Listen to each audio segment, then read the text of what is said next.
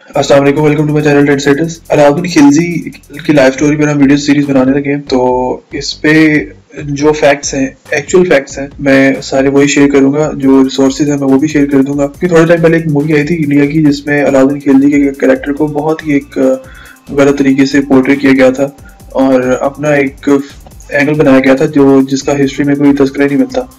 तो उसको मद्देनजर रखते हुए मैंने एक अलाउद्दीन खिलजी की लाइफ स्टोरी को स्टडी किया है और सारे जो इंडिया की हिस्ट्री थी प्रीवियस ईयर्स में, प्रीवियस सेंचुरीज में जो जो मामला थे, वाक़यात रोनमा हुए थे, उन सब पर मैंने सोचा कि मैं अब एक वीडियो सीरीज बनाऊंगा ताकि व्यूअर्स को पता लग सके कि एक्चुअल में हुआ क्या था और जो हिस्टोरिकल पर्सनैलिटीज़ हैं जिन्होंने इंडिया में रूल किया है उनकी जो रियल लाइफ थी वो कैसी थी। तो शुरू करते हैं। इसमें सबसे पहले अलाउद्दीन खिलजी एक ज़ात का तुर्क था और उसके जो चचा थे जिसका नाम था जलालुद्दीन खिलजी, वो दिल्ली में सुल्तान थे, दिल्ली के ताज पर वो तख्त नशीन थे।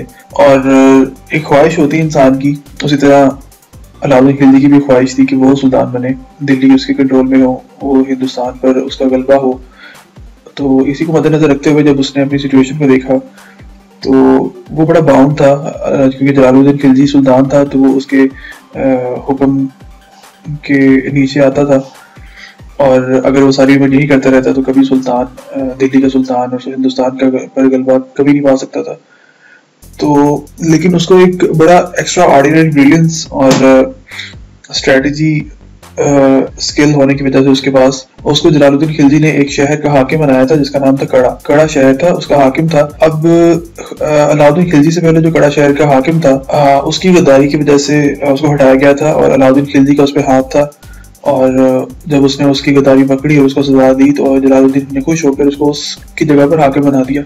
अब जब अलाउद्दीन खिलजी हाकिम बन गया तो वहाँ की जो पहले से मौजूद जो शाही लोग थे दरबार में, जैसे लोग होते हैं जो गुजरा थे, उन्होंने कहा कि यार ये तो बड़ा इनकॉम्पिटेंट सा बंदा है, ये हमारे ऊपर आके कहाँ बैठ गया। तो उन्होंने उसको जो है ना फीडिंग शुरू की, माइंड फीडिंग शुरू की उसकी, और उसको उकसाना शुरू किया कि वो दिल्ली पर कब्जा करे, वो बहुत ज्यादा डिजर्व करता है और ये जो है ये छोटा सा तख्त उसकी मंजिल नहीं हो सकता।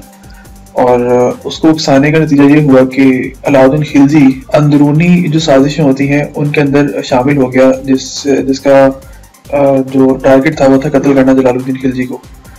अब जब वो शामिल हो गया, यानी कि आपके घर का आपका भतीजा ही शामिल हो गया कि उन्होंने अपने चचा को मार देना है, ठीक है। एक होते हैं ना कि फैमिली के बाहर के लोग होते हैं, आपके अंडर काम करने वाले लोग होते हैं, आपके बस गुजरा होते हैं या कुछ और उमरा होते हैं, वो लोग आपको पसंद नहीं करते। आपकी जो पॉलिसीज होती हैं, आपके जो काम होते हैं, आपकी जो सख्तियाँ होती हैं, जो कानून बनाते हैं, पहले ज़माने में तो ऐसे होता था कि अंदर ही अंदर वो अपने रखते थे नाराज़गी और गुस्सा, और जब भी मौका मिलता था वो उस मौके से फायदा उठाते थे और बंदे को मार देते। तो ऐसे ही अब उनको एक मोहरा मिला अलाउद्दीन खिलजी की सूरत में, उन्होंने उसको यूज करते हुए अलाउद्दीन खिलजी को शामिल किया और जलालुद्दीन को मौत के घाट उतार दिया।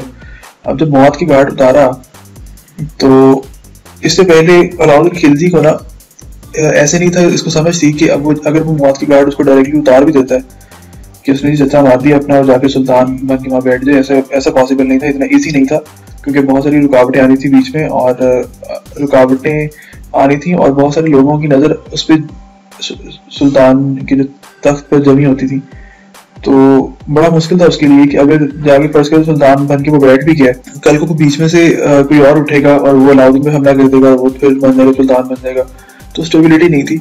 इसके लिए उसने पहले देखा कि यार मुझे ना एक ताकतवर सुल्तान बनने के लिए, एक बड़ा सुल्तान बनने के लिए मुझे बहुत सारी दौलत की ज़रूरत है।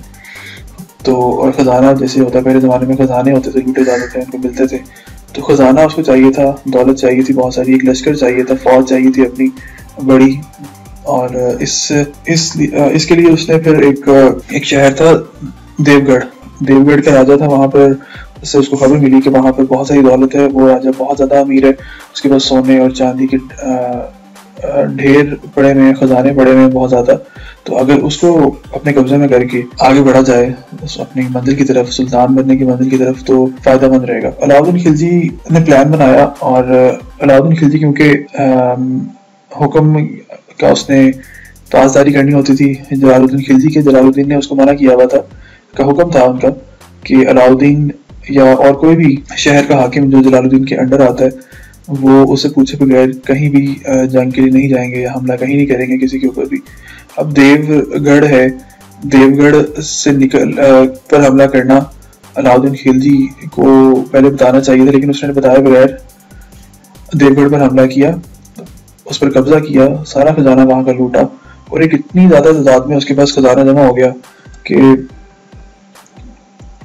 वो अगर बैठ के भी अपनी नस्ल दर नस्ल बांटता भी वो खजाना खत्म ना होता।